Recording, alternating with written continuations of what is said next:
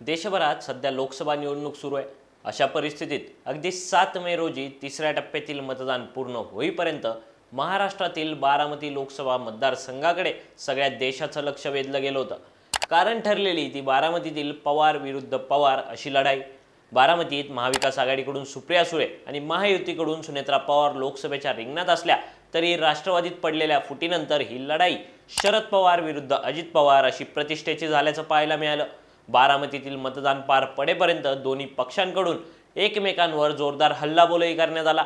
मात्र आता 7 मे रोजी बारामतीतील मतदान प्रक्रिया पार पडल्यानंतर शरद पवार आणि अजित पवार पुन्हा एकत्र येणार असल्याच्या चर्चा सुरू झाल्यात।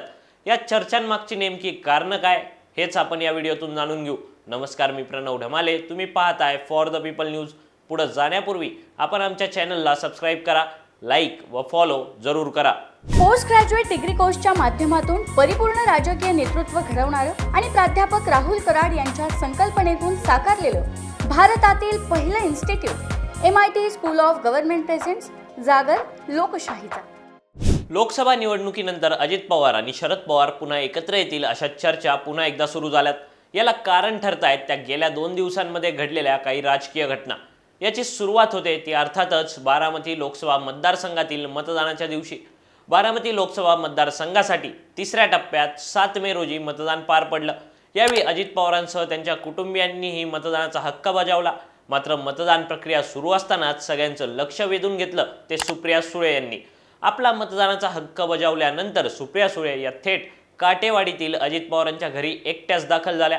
आपलं बालपण अजितदादांच्या घरी गेलंय, त्यामुळे मी माझ्या काकीचा अर्थात अजित पवारांच्या मातोश्रींचा आशीर्वाद घेण्यासाठी या ठिकाणी आले, असं यावेळी सुप्रिया सुळेंनी स्पष्ट केलं। सैन्य आणि क्रीडा क्षेत्रात करिअर करायचे, नेताजी सुभाषचंद्र बोस सैनिकी निवासी शाळा पुणे।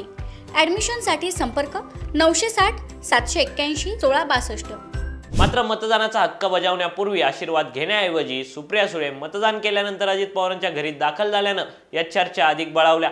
यानंतर दोन्ही पवार एकत्र येतील अशा चर्चांना अधिक बळ देण्यासाठी स्वतः शरद पवार आणि अजित पवार यांची विधानं कारणीभूत ठरतात।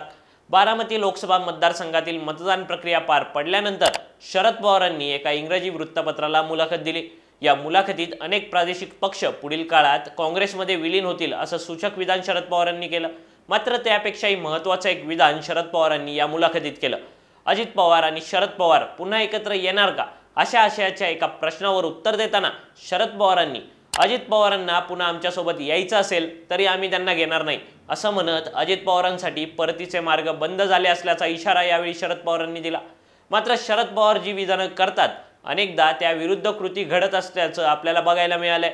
याच गोष्टीचा दाखला देत अजित पवारांनी शरद पवारांच्या या विधानावर प्रतिक्रिया दिली।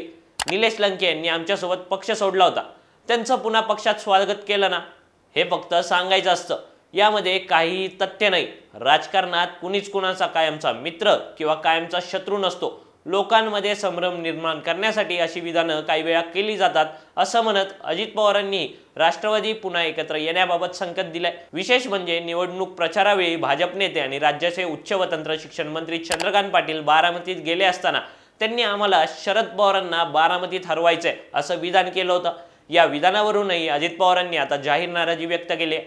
बारामतीतील लढाई ही सुनेत्रा पवार विरुद्ध सुप्रिया सुळे अशी आहे, यात शरद पवारांना पराभूत करण्याचा प्रश्न येत नाही असं म्हणत अजित पवारांनी चंद्रकांत पाटलांच्या विधानावर नाराजी व्यक्त केली। विशेष म्हणजे अलीकडे झालेल्या एका सभेत बोलताना अजित पवारांनी पवार साहेब माझे नेते आहेत, यामध्ये दुमत असायचं काही कारण नाही, त्यांनी त्यांच्या तब्येतीची काळजी घ्यायला हवी, त्यांच्या आजूबाजूचे लोक त्यांना प्रचारासाठी घेऊन फिरतायत असं म्हणत काकांप्रती असणारी काळजी बोलून दाखवली होती।